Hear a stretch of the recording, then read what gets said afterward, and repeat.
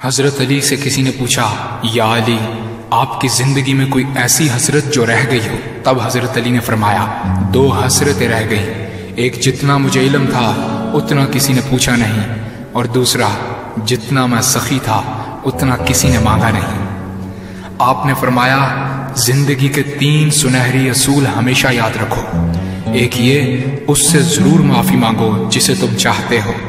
دوسرا، اسے مت چھوڑو جو تمہیں چاہتا ہے۔ تیسرا یہ، اس سے کچھ نہ چھپاؤ جس پر تم اعتبار کرتے ہو۔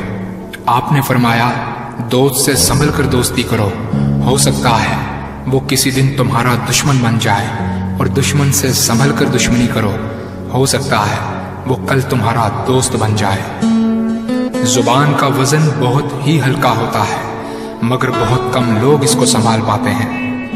آپ نے فرمایا، جسم ایک دکان ہے اور زبان اس کا تالا۔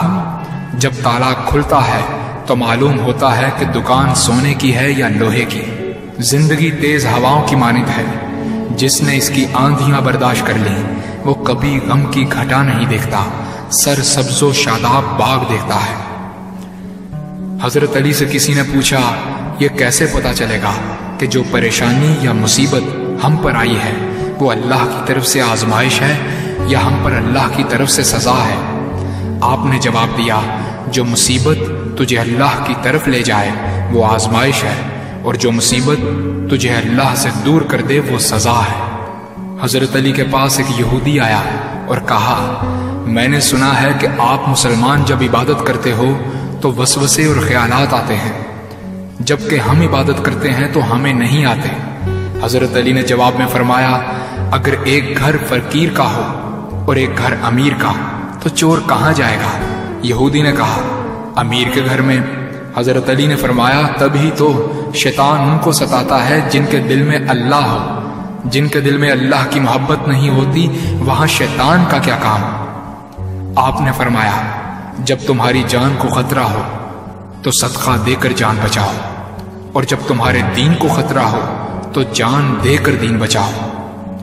آپ نے فرمایا، یہ زندگی 2 دن کی ہے، ایک تمہارے حق میں اور دوسرا تمہارے مخالف۔ جس دن تمہارے حق میں ہو اس دن غرور مت کرنا، اور جس دن تمہارے مخالف ہو اس دن صبر کرنا۔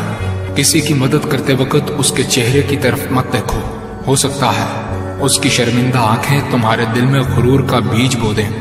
3 چیزیں ایمان کو تباہ کر دیتی ہیں، امیروں کی محفل، عورتوں کی صحبت اور جاہلوں سے بحث۔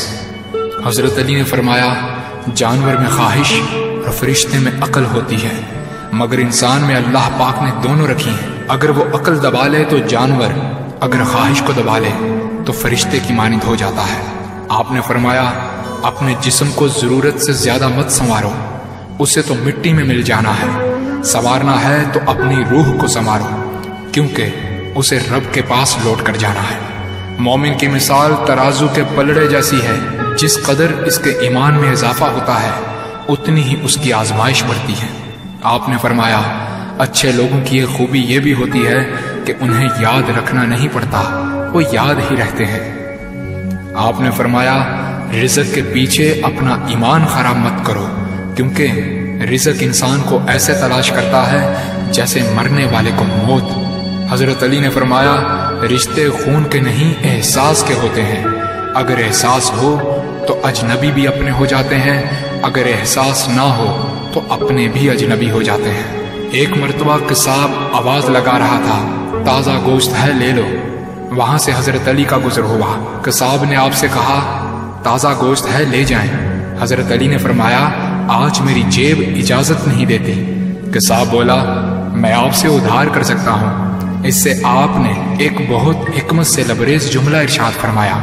آپ نے فرمایا، یہ ادھار میں اپنے پیٹ سے کیوں نہ کر لوں، جس کو میں جنت میں اس سے بہتر غذا کھلا سکتا ہوں۔ حضرت علی نے فرمایا، لفظ انسان کے غلام ہوتے ہیں، مگر صرف بولنے سے پہلے تک، بولنے کے بعد انسان اپنے لفظوں کا غلام بن جاتا ہے۔ آپ نے فرمایا، کوئی تمہارا دل دکھائے تو ناراض مت ہونا، کیونکہ قدرت کا قانون ہے، جس درخت کا پھل زیادہ میٹھا ہوتا ہے لوگ پتھر بھی اسی کو مارتے ہیں۔ آپ نے فرمایا کسی کا عیب تلاش کرنے والے کی مثال اس مکھی جیسی ہے جو سارا خوبصورت جسم چھوڑ کر صرف زخم پر بیٹھتی ہے۔ آپ نے فرمایا اچھا دوست چاہے کتنا برا بن جائے کبھی اس سے دوستی مت توڑنا، کیونکہ پانی چاہے کتنا بھی گندا ہو آگ بجھانے کے ضرور کام آتا ہے۔ آپ نے فرمایا زندگی کے ہر موڑ پر صلح کرنا سیکھو، کیونکہ جھکتا وہی ہے جس میں جان ہوتی ہے، اکڑنا تو مردے کی پہچان ہوتی ہے۔ دوست ہو یا پرندہ دونوں کو آزاد چھوڑ دو، لوٹ آیا تو تمہارا، نہ لوٹ کر آیا تو تمہارا وہ کبھی تھا ہی نہیں۔ بادشاہ نے وزیر کو انگوٹھی دی اور کہا اس پر کوئی ایسا فقرہ لکھوا لاؤ جسے میں خوشی میں پڑھوں تو اداس ہو جاؤں اور غم میں پڑھوں تو خوش ہو جاؤں۔ وزیر گیا اور انگوٹھی پر یہ لکھوا لایا یہ وقت بھی گزر جائے گا۔